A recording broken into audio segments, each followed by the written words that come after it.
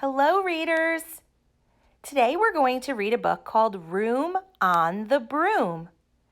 This book was written by Julia Donaldson and illustrated by Axel Scheffler. Before we read, let's take a look at the cover of this book.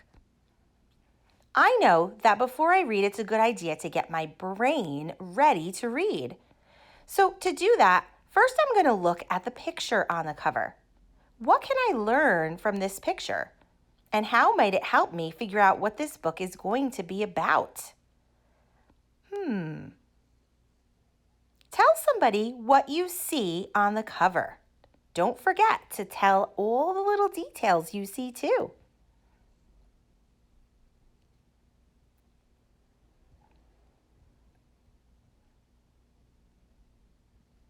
Well, you probably noticed a witch and a cat flying on a broom.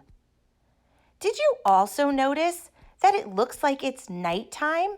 Because the sky is dark and I see little white spots like stars in the sky.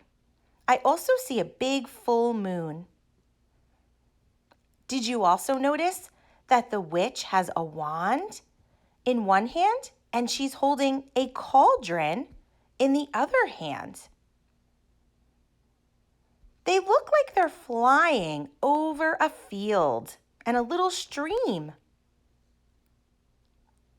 Now I can also think about the title of the book. What does that tell me? Room on the Broom. Well, I know what a broom is and I can see it in the picture. But what does it mean, room on the broom? I know a room could be like a bedroom or a classroom, but room can also mean space. Like, move over and make room for me. So I wonder if I see a witch flying on a broom and it's called Room on the Broom, I wonder if the witch is going to run out of room on her broom? Or maybe she has too much room on her broom? I think we're going to have to read and find out. Readers, I want you to also pay attention to the characters in this story as you read. At the end of the story, we'll talk again and discuss who the characters in the book were and what the setting was. I hope you enjoy the story. Room on the Broom by Julia Donaldson. Illustrated by Axel Scheffler and read by Alan Mandel. The witch had a cat and a very tall hat and long ginger hair which she wore in a plait. Oh, how the cat purred and how the witch grinned as they sat on their broomstick and flew through the wind. But how the witch wailed and how the cat spat when the wind blew so wildly it blew off the hat. "Down!" cried the witch, and they flew to the ground. They searched for the hat, but no hat could be found. Then out of the bushes, on thundering paws, there bounded a dog with the hat in his jaws. He dropped it politely, then eagerly said, as the witch pulled the hat firmly down on her head, "I am a dog, as keen as can be. Is there room on the broom for a dog like me?" "Oh, yes," cried the witch, and the dog clambered on. The witch tapped the broomstick, and whoosh, they were gone. Over the fields and the forests they flew. The dog wagged his tail, and the stormy wind blew. The witch laughed aloud and held on to her hat, but away blew the bow from her long ginger plait. "Down!" cried the witch, and they flew to the ground. They searched for the bow, but no bow could be found. Then out from a tree with an ear-splitting shriek, there flapped a green bird with the bow in her beak. She dropped it politely and bent her head low, then said, as the witch tied her plait in a bow, "I'm a bird as green as can be. Is there room on the Broom for a bird like me?" "Oh, yes," cried the witch. So the bird fluttered on. The witch tapped the broomstick, and whoosh, they were gone. Over the reeds and the rivers they flew. The bird shrieked with glee, and the stormy wind blew. They shot through the sky to the back of beyond. The witch clutched her bow, but let go of her wand. "Down!" cried the witch, and they flew to the ground. They searched for the wand, but no wand could be found. Then all of a sudden, from out of a pond, leapt a dripping wet frog with a dripping wet wand. He dropped it politely, then said with a croak, as the witch tried the wand on a fold of her cloak, "I am a frog, as clean as can be. Is there room on the Broom for a frog like me?" "Oh, yes," cried the witch. So the frog bounded on. The witch tapped the broomstick, and whoosh, they were gone. Over the moors and the mountains they flew. The frog jumped for joy, and the broom snapped in two. Down fell the cat, and the dog, and the frog. Down they went tumbling into a bog. The witch's half broomstick flew into a cloud, and the witch heard a roar that was scary and loud. "I am a dragon, as mean as can be, and I'm planning to have wits and chips for my tea."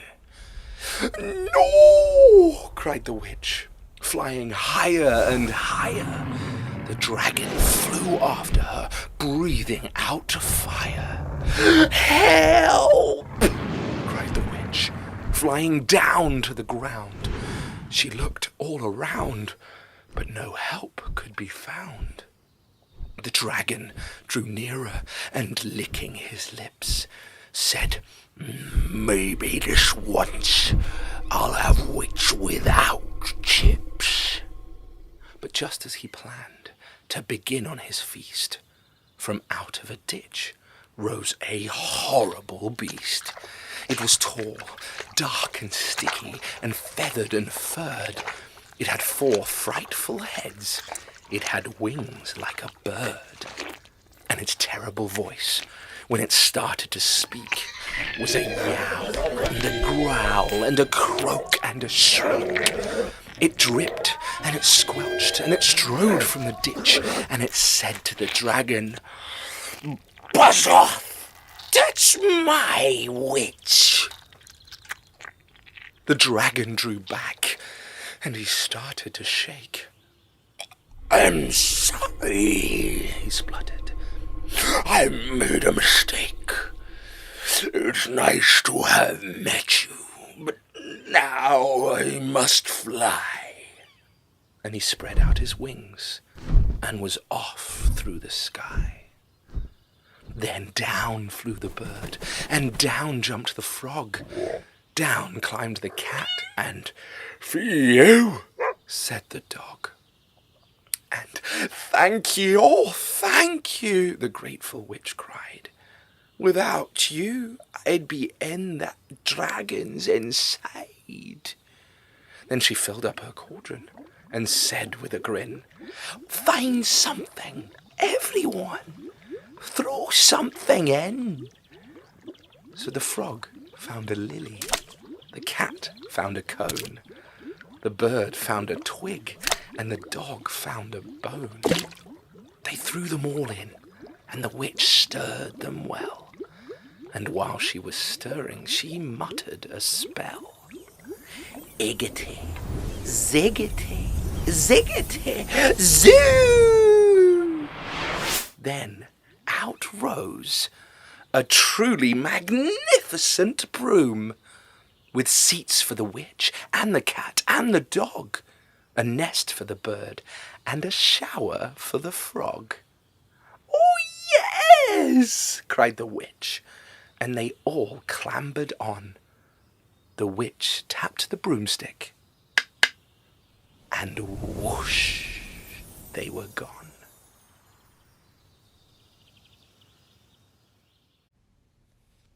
Readers, I hope you enjoyed that great story. Like I said in the beginning, let's take a second to think about who the characters were in the story. You might remember that the first two characters we met were the witch and the cat. Then, when the witch lost her hat, it was the next character that found it. Do you remember who that was? If you said the dog, you're right. The dog found her hat. Next, they met another character when the witch lost her bow. If you said it was the bird, you're right again. The bird found her bow. That was the fourth character we met. After that, the witch dropped her wand, and it was the next character who found it. Do you remember? It was the frog. The frog was the fifth character we met in the story. And finally, when the broom snapped and everybody went tumbling down, they met the last character, the sixth character in the book. And you probably guessed it, it was the dragon. So there were 6 characters in this book. And I would say that they were all very important because the story would not have been the same if any of those characters had been left out. So this story had 6 main characters. Did you notice the setting in the story while you read? Most of the settings stayed the same. They were outside the whole time, but they kind of stopped in different places. They first stopped in a field to look for something. They stopped by a pond when her wand fell. And last, they were near a bog. But all of those places were outside places. Now it's time to practice retelling this story. To do that, you're going to be making a broom craft. On the broom, you're going to be coloring, cutting out, and gluing on parts of the story. Most of them are characters and some of them are pictures of items from the story. And you're going to glue them onto the broom handle in order. Then, once you get everything glued on, I want you to try to use the broom and all the characters on it to try to retell the story. Now, we've been learning how readers can use the pictures in a story to help them. I know that you don't have the book in front of you right now, or maybe you do have it at home. But if you don't, you could always go back to the part of this video where we heard the story and go through it slowly, looking at the pictures to see if it helps you. But I bet that you enjoyed this story so much that you might just be able to use your characters on your broomstick to retell. I hope you enjoy your retelling, and I'll see you soon. Bye.